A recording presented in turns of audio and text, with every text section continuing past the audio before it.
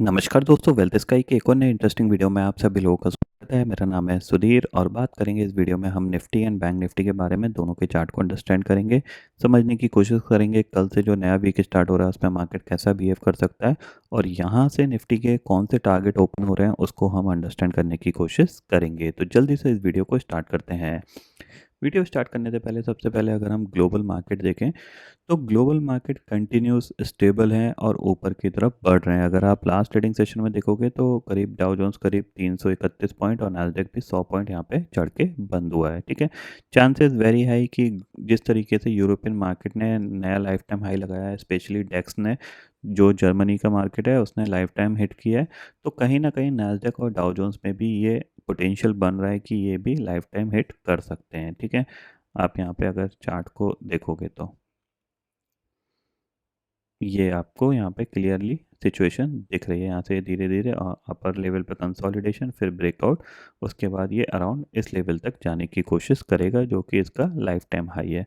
तो कहीं ना कहीं मार्केट जो ओवरऑल सिचुएशन है मार्केट की, स्पेशली ग्लोबल मार्केट और हमारे मार्केट की, वो पॉजिटिव दिख रही है। ठीक है, फिलहाल तो नेगेटिविटी वाली कोई चीज़ ऐसी नहीं दिख रही है जिसको हमें कायदे से देखना चाहिए, क्योंकि अगर आप देखोगे तो हमारे मार्केट में कंटिन्यूसली अगर एफ आई और डी आई का डाटा भी देखोगे तो यहाँ पे आपको कंटिन्यूसली बाइंग ही दिख रही है। आपको देखो एफ आई कंटिन्यू यहाँ पे बाय कर रहे हैं, छोटे मोटे सेलिंग फिगर आते हैं एक आध दिन, लेकिन अभी तक इस मंथ में नेट वो बायर ही हैं। इवन डी आई ने भी अच्छा खासा यहाँ पे बाय किया है। ठीक है, तो क्लियरली यहाँ पे एक कह सकते हैं कि अप साइड के टारगेट ओपन होते हुए दिखाई दे रहे हैं और वो कितने ओपन होंगे उसको हम अंडरस्टैंड करते हैं।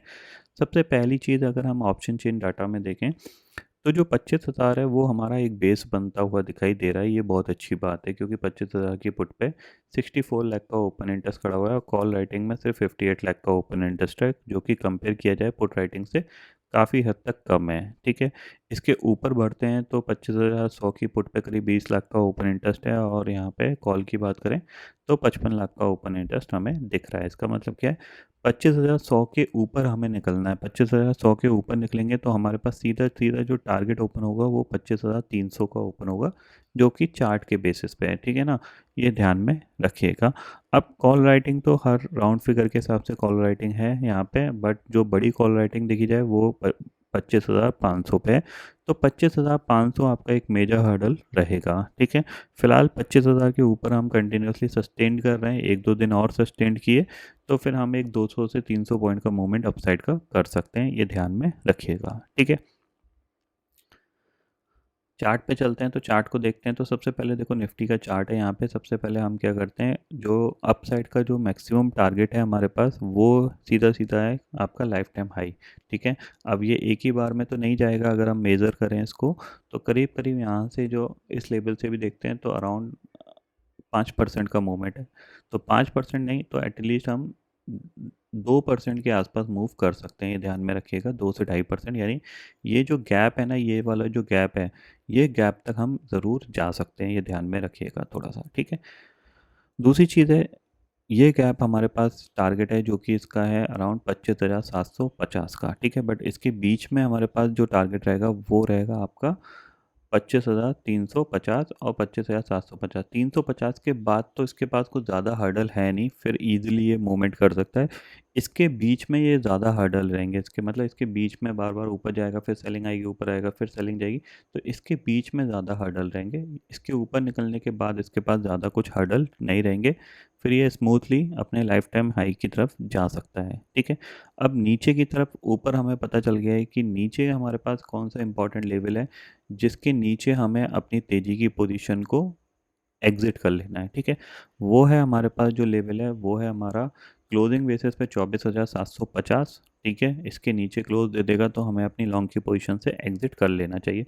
इवन 24,750 की क्यों बात करें, हम सीधा सीधा 24,850 की बात करते हैं। इसके नीचे क्लोज दे देगा तो हम एग्जिट कर जाएंगे। इंट्राडे के में हो सकता है ये नीचे आ जाए इसके और फिर एंड ऑफ द डे ये ऊपर जाके क्लोज हो जाए, बट इसके नीचे क्लोज नहीं आना चाहिए। अगर क्लोज आ जाएगा तो फिर दोबारा से यहाँ पे मार्केट कंसोलिडेशन में चला जाएगा, फिर थोड़ा सा टाइम लेगा, ये ध्यान में ज़रूर रखिएगा। ठीक है, ऊपर जैसे ही ये 25,050 के ऊपर सस्टेन करना स्टार्ट करेगा तो फिर धीरे धीरे ये ऊपर की तरफ मूव करता हुआ दिखाई देगा।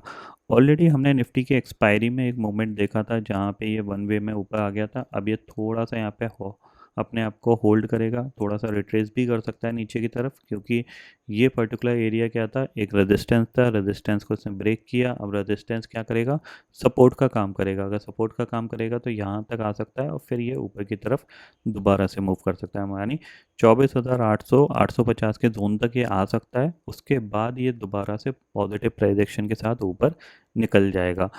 अगर इसके नीचे क्लोज देता है तो फिर चांसेस वेरी हाई कि ये कंसोलिडेशन में चला जाएगा, फिर लॉन्ग की पोजीशन नहीं होनी चाहिए। ठीक है, इतना आपको ध्यान में रखना है। ठीक है, अब सब कुछ डिपेंड करता है बैंक निफ्टी पे। बैंक निफ्टी पे क्यों डिपेंड करता है, क्योंकि बैंक निफ्टी आप देख रहे हो कि अगर आप देखोगे तो बैंक निफ्टी कंटिन्यूसली इस पर्टिकुलर लेवल पे रेजिस्टेंस ले रहा है। ठीक है ना, ये जो लेवल है इस लेवल के आसपास ये रेजिस्टेंस ले रहा है, लेकिन हालांकि ये मल्टीपल टाइम टेस्ट हो चुका है। आप देख रहे हो ऑलमोस्ट 1 2 3 4 5 6। तो अगर इसमें ब्रेकआउट आता है, जो कि इसका ब्रेकआउट पॉसिबल 55,700 के ऊपर होगा, तो फिर इसमें जो अप्रॉक्सीमेट जगह जो बनेगी वो आपकी 58,000 तक की बन सकती है। और अगर बैंक निफ्टी ब्रेकआउट दे देता है तो फिर निफ्टी को बहुत अच्छा सपोर्ट मिल जाएगा और फिर निफ्टी बहुत इजीली अपने लाइफ टाइम हाई की तरफ मूव कर सकता है।